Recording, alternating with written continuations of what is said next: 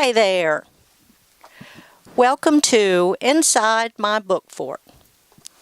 Today I'm going to read a passage from a novel by Margaret Maron, Slow Dollar, which is the 9th in her Deborah Knott series. The moon was high in the sky, shinier than a newly minted quarter. I turned in at the rusty old mailbox that bore only a number on the side, crested the ridge, and eased down the long driveway. There was a light on at the back of the house, but the dogs came off the front porch to greet me.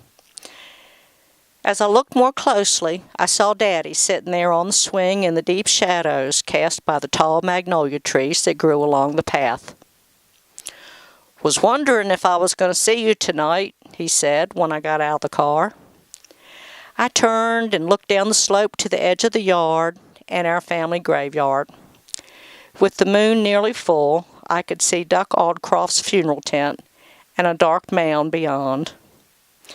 Daddy got up and joined me in the yard. I slipped my arm through his, and together we walked down to the newly dug grave.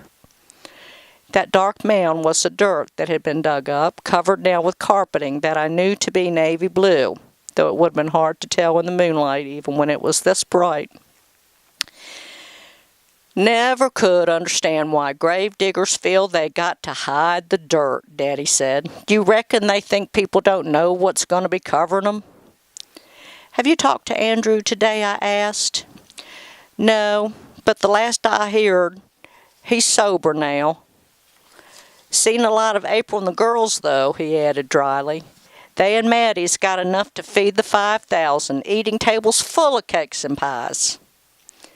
The old rose bushes that grew around the graves of both his wives were already starting to drop their leaves, and that reminded me. I looked at Daddy stricken. I forgot to order flowers. "Don't you worry, Shug," he said, patting my hand. "You know April won't gonna forget something like that. And I told Duck to make sure Tallahassee has what she wants for the coffin. There's gonna be plenty of flowers." The grave had been dug next to the little stone carved in the shape of a kneeling lamb that marked the grave of Daddy and Annie Ruth's first baby boy, a stillbirth. It was as if the gods had required a sacrifice for all the strong, healthy boys to come. And now another boy was joining them that none of us had ever met either. With my arm still linked in Daddy's, we walked over to Mother's grave, and I put my hand on her stone.